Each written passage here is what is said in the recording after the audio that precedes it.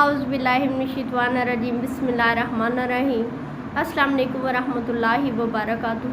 امید ہے آپ سب خیریت سے ہوں گے۔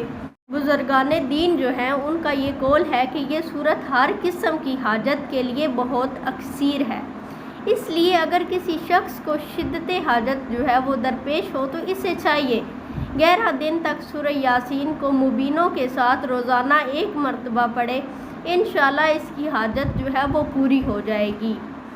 اگر کوئی شخص اس سورت کو بعد نماز فجر 1 مرتبہ روزانہ پڑھنے کا معمول بنا لے تو وہ بہت جلد لوگوں میں دل عزیز ہو جائے گا، اس کی عزت میں بے پناہ اضافہ ہوگا، مال میں برکت ہوگی، ہر قسم کی برائی جو ہے وہ ختم ہو کر طبیعت میں اچھائی کا رجحان پیدا ہوگا، شیاطین اور بلاؤں سے محفوظ رہے گا، بیماریوں سے شفا ملے گی، اگر اولاد کی خواہش کرے گا تو نیک اولاد ملے گی، اگر کوئی قید میں اسے کثرت سے پڑھے گا تو قید سے رہائی ملے گی۔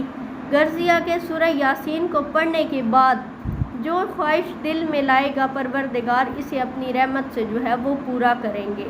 دشمنوں کے شر سے بچنے کے لیے بھی سورہ یاسین بہت مفید ہے، لہٰذا اگر کسی کو کوئی دشمن تنگ کرتا ہو تو اسے چاہیے کہ 7 دن تک روزانہ اسے پڑھے، انشاءاللہ ظالم دشمن سے کسی قسم کا نقصان نہیں پہنچے گا۔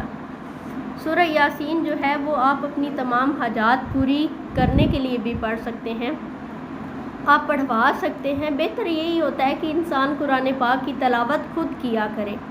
جب بھی محرم شریف آتا ہے، جب بھی جو ہے رمضان مبارک آتا ہے، تب کیا ہم لوگ کرتے ہیں؟ ہم لوگ جب 10ویں محرم آنے والا ہوتا ہے یا پھر رمضان مبارک کی 27واں روزہ آنے والا ہوتا ہے تو اس ٹائم ہم کیا کرتے ہیں کہ ہم لوگوں کو کہتے ہیں کہ ہمیں سپارے پڑھ کے دیں۔ ہم خود قرآن مجید کی تلاوت کیوں نہیں کرتے؟ آپ ہر نماز کے بعد اگر 4 پیج بھی جو ہے وہ پڑھ لیں گے، صرف ایک مطلب حصہ بھی جو ہے پورے پارے میں مطلب کہ 4 حصے ہوتے ہیں، آپ ایک حصہ بھی پڑھ لیں گے تو آپ دن میں مطلب 1 پارہ تو لازمی پڑھ سکتے ہیں۔ تو اس لیے آپ قرآن مجید جو ہے اس کی تلاوت خود کیا کریں، سورہ یاسین بھی پڑھا کریں اور باقی تمام جو ہے وہ صورتیں بھی پڑھا کریں۔ اللہ تعالیٰ آپ کو مطلب کہ جب ہم کبھی کبھی جو ہے وہ پڑھتے ہیں قرآن مجید تو ہم اٹک کے پڑھتے ہیں۔ میں جب قرآن پاک پڑھتی تھی سٹارٹ میں تو میں مطلب کہ 50 منٹ میں آدھا سپارہ جو ہے وہ پڑھتی تھی۔ میں نے نوٹ کیا، بعد میں نے قرآن پاک زیادہ پڑھنا شروع کیا۔